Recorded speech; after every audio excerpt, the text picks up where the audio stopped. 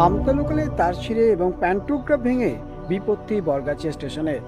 এর ফলে সকাল থেকেই আমতা সেকশনে ট্রেন চলাচল বিপর্যস্ত।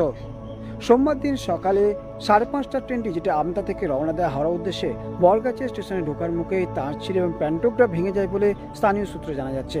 আর এর ফলে ওই লাইনের সমস্ত ট্রেন পরিষেবায় বিপর্যস্ত হয়। সকাল 10টা পর্যন্ত ট্রেন চলাচল বিপর্যস্ত রয়েছে, এমনটাই স্থানীয় সূত্রে জানা যাচ্ছে। ফলে সমস্যার মধ্যে পড়েছেন সাধারণ মানুষজন থেকে নিত্যযাত্রীরা।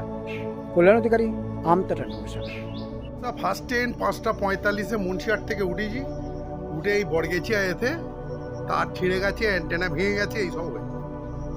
এটা প্রতিনিয়ত আমতার ট্রেন এরকম হয়। হাওড়া আমতা লোকালের ওভারের তার ছিঁড়ে বিপত্তি।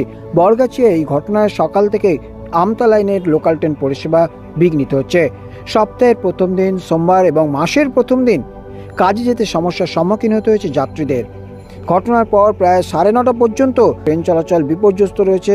এর ফলে সমস্যার সম্মুখীন হচ্ছেন যাত্রীরা।